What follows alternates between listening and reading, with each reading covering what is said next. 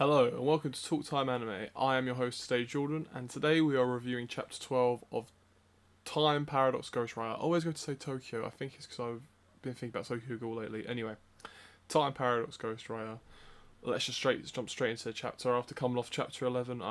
With the crazy reveal that Aino. Well, we knew about Aino's death. Well, we didn't know from Aino's death. We knew for definite that Aino died in Chapter 11, and then we saw Sasaki get transported off. And in my last review, we talked about how the multiple possibilities there could be. Like, it could go crazy supernatural. It could be kind of like a revert to the previous state, or like just before she died, or it could completely reset stuff. We said he could be transported to another verse.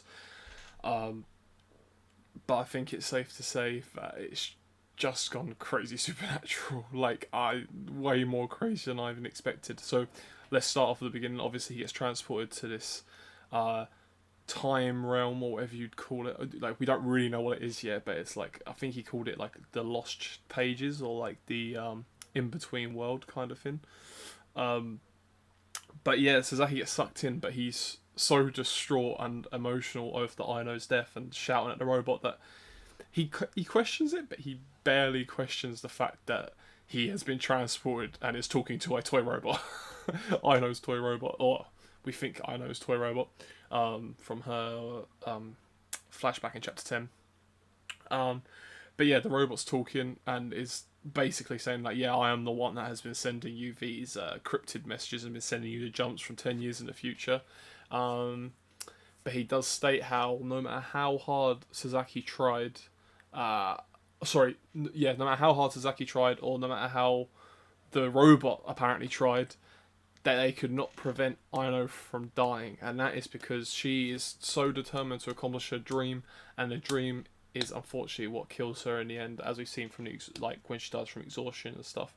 And it seems that no matter what the robot does, apparently, he's apparently tried this before, tried multiple ways, which is what Sasaki questioned in Chapter 11. Why did you do this? Why didn't you do that?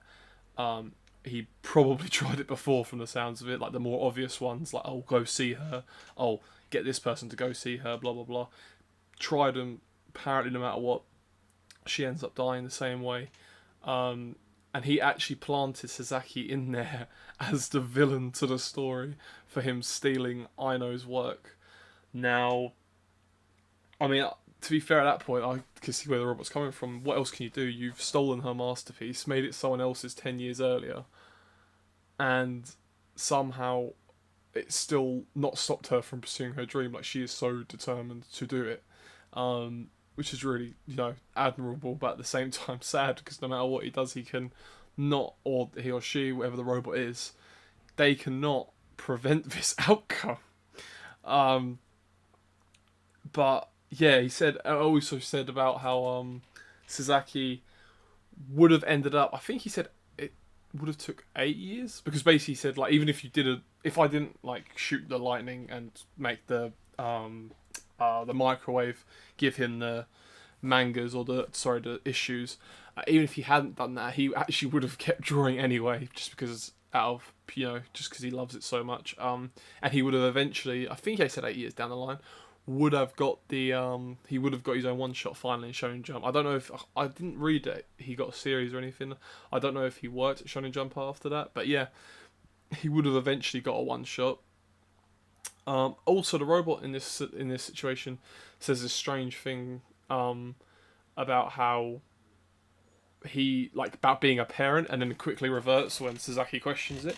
So obviously my first thought is, oh, the robot is potentially one of Aino's parents, and obviously that's why they're trying so hard to prevent this outcome.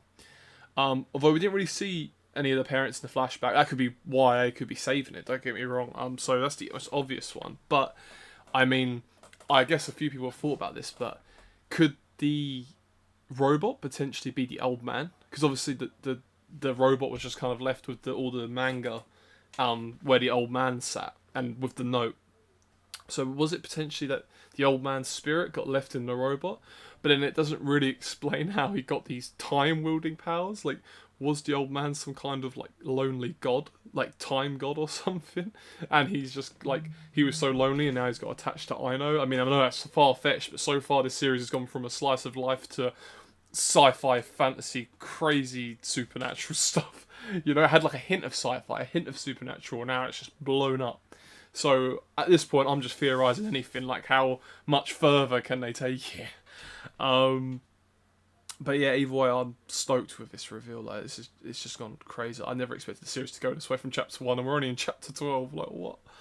Um, but yeah, after revealing this, the robot states how it plans to return Sasaki um, to the real world 5 days prior to Aino's death again, but without his without his memories of this interaction between them two, and he just plans to stop time there and then just before she dies, so that the, as he put, I think, so that chapter doesn't finish, and he doesn't want it to finish.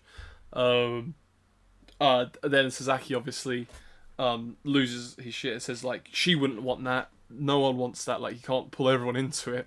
I mean, he was already stressed enough about trying to prevent Aino's death, let alone trying to prevent the whole stop of time in his world. But yeah, and then in the end, the robot, because I guess he likes Sasaki. I don't know if this confirms that there's multiverses, because like he still seems set on stopping time before then, the robot.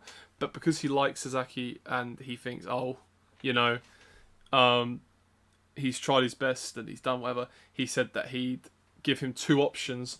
The two options were to live in a world without Aino completely, like post death, I mean, sorry, so to continue living, and the second is to live in the timeline when the lightning never struck, so that he'd get his one shot in 8 years. Aino would unfortunately eventually die anyway, because he, again, both of these scenarios would be with no memory of this interaction.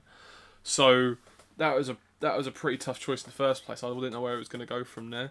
But then Sasaki, proving why he's the main character of this story, coming in clutch and offering a third choice, which we did not hear, but it piqued the robot's interest, and said that like he's never tried it before, but he said that it could have massive consequences, but also stating that it's not impossible. Whatever he's planning, it's not impossible, but a low chance, I'm guessing. So it seems like they're both warmed up to each other. Sasaki's ends up, I'm glad we finally see Sasaki smiling, you know, like properly, like as he's leaving.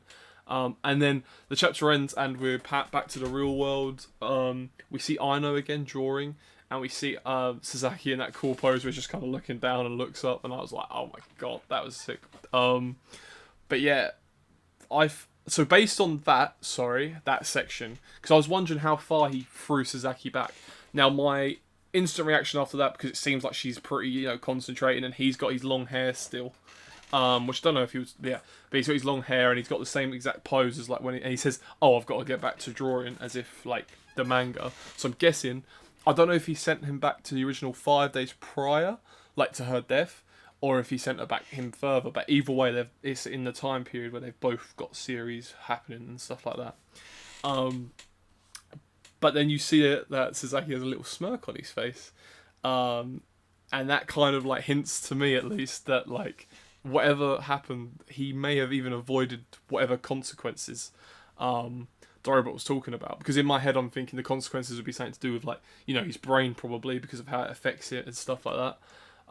So far, it seems like he's avoided consequences based on the smile and the fact that he knows what he's doing. Like, he seems more, like, the way he went to his desk wasn't like that of a stressed person. It was like he was calm, collected. He knew what he had to do.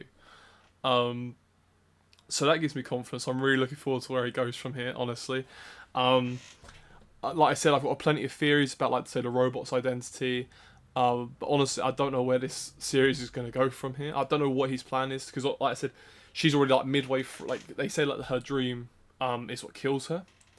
Yet, when we leave it, we're still, like, midway through her, like, you know, still doing it. So, I don't know what he's going to do differently. I mean, if he left and done something, I can understand, but he's like, nope, just back to drawing. So whether the robots maybe gave him some knowledge or something, like cheated the system a bit, like to make him better. But I don't know, maybe Sasaki wouldn't do that, but maybe he'd do it for, like, Aino. But yeah, like I said, he seems calm, he seems collected, he seems to know what he's doing. So this is like one of the coolest I've seen Sasaki look. So yeah, I'm really looking forward to the next few chapters. But if you've been liking the series, please let me know in the comments. Let me know who you think the robot's identity actually is, and how the powers work. Like why does this random robot or this person have these time, like, shaping powers? Is there multiverses? Let me know what you think in the comments, so we can discuss. Because I'd love to hear someone else who's watching it, or sorry, reading it, their views on it. Because I haven't got many people who are talking about it at the moment. But with that being said, yeah, if you liked it, please leave a like. It lets me know that people are watching and enjoying my videos. And if you want to see next week's review or look at my other videos, then please subscribe. You can go through our channel. You get updated every time we post. You probably know how it works. Don't know why I'm explaining that to you. But yeah, if you enjoyed that, I hope you enjoyed that, and I hope to see you next week. Peace.